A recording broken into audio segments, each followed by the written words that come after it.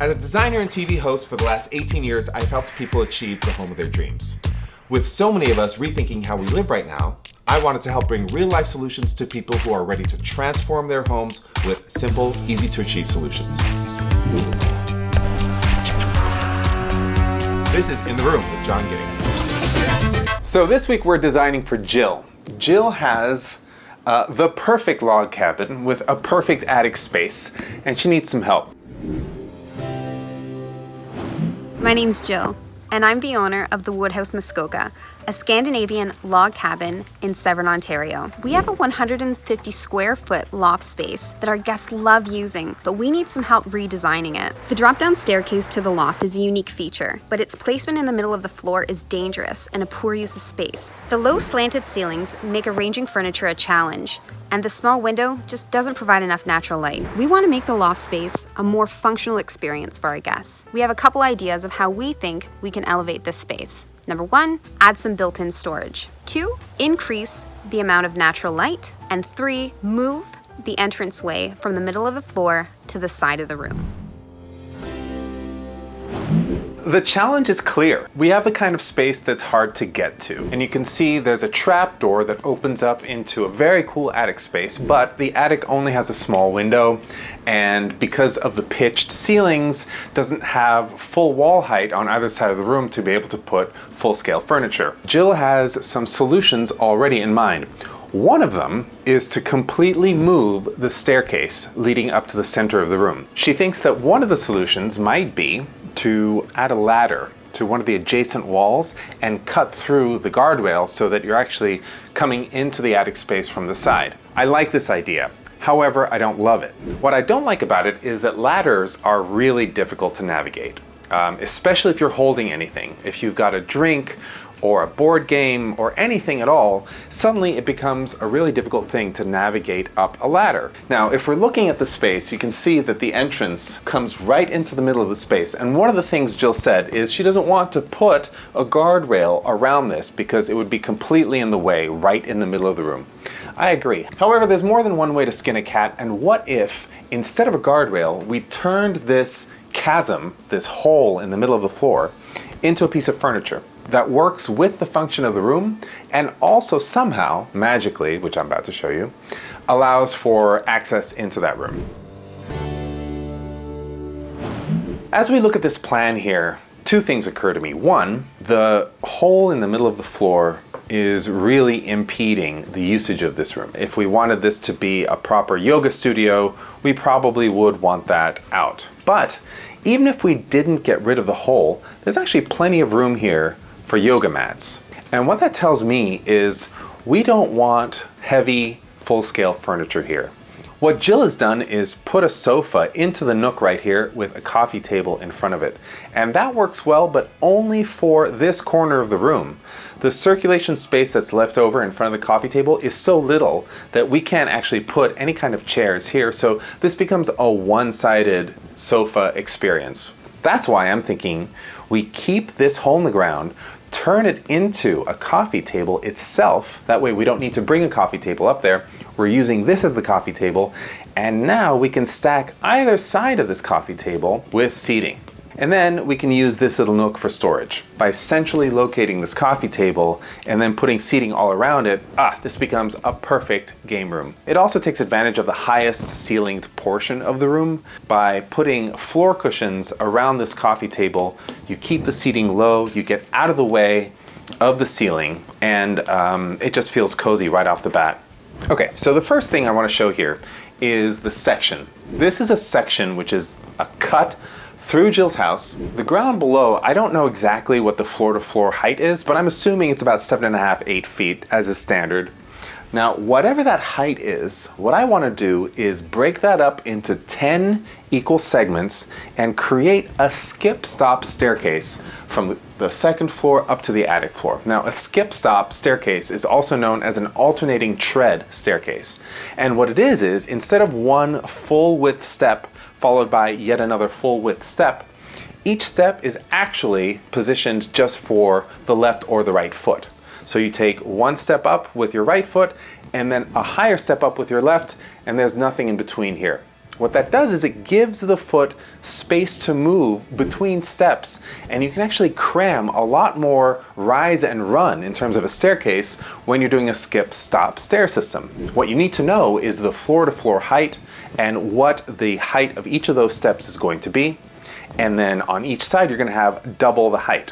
You can see what I'm talking about here. I've broken up the height of the floor-to-floor distance into 10 equidistant steps, but on each side you get double the step height, but then the half step is on the other side.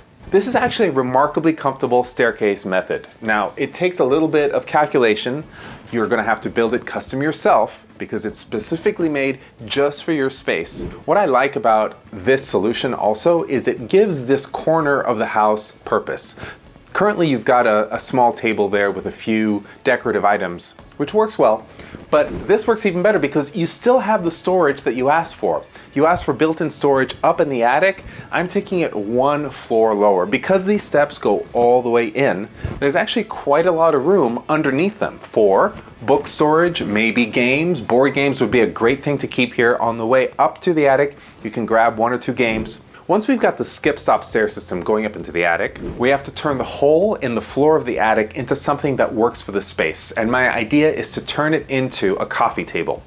Instead of a plywood trapdoor that opens on one hinge all the way on one side and has to be hoisted up in one direction, I'm thinking a oval or leaf-shaped coffee table that opens up from the middle, just like this. When it's closed, it creates that sort of cool leaf shape. And then when it's open, it's actually 2 lighter doors that are much easier to open. And of course, you're gonna have to figure out something to do with the hinges. I can imagine a piano hinge working fine, but more interesting could be a kitchen cabinet hinge with a bit of weight on the hinge itself. So it actually helps you open it.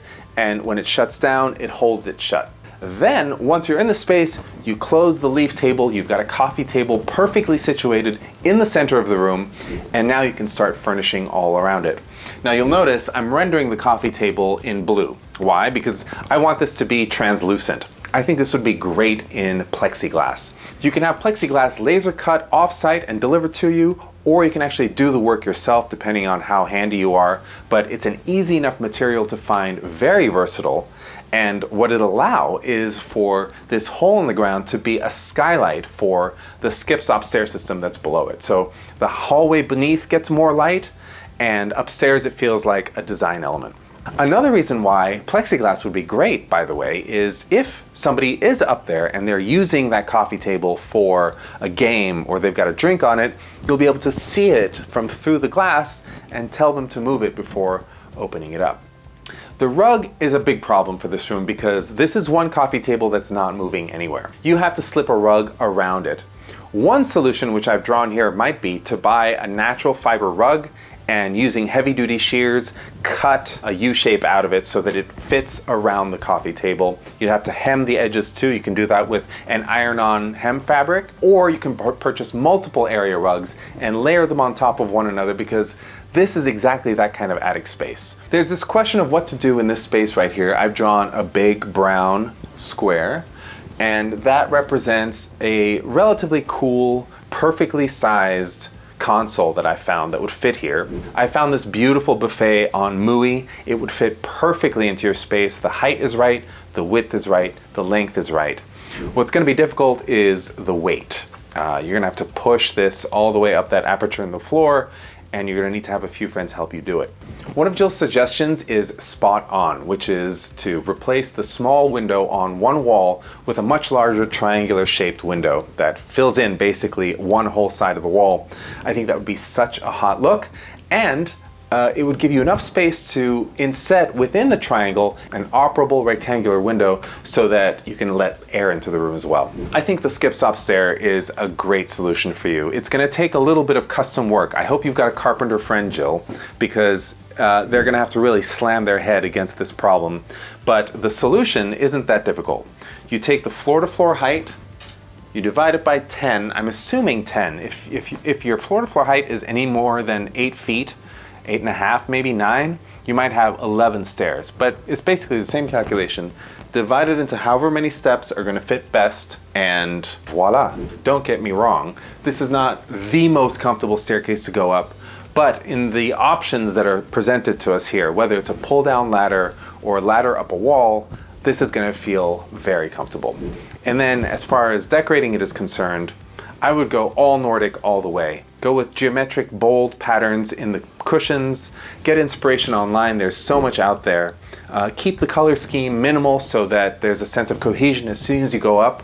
And don't worry too much about high-end lighting fixtures. Keep with the track lighting, just keep it simple. The floor cushions that I found for you are from a company called Made. Made.com has a lot of options for you. They're a British company, but you're in Canada. This is all Commonwealth. Maybe they'll ship to you for not too much. I hope I've solved your problem, Jill. This was a fun one for me because instead of focusing on furniture, I focused on the architecture.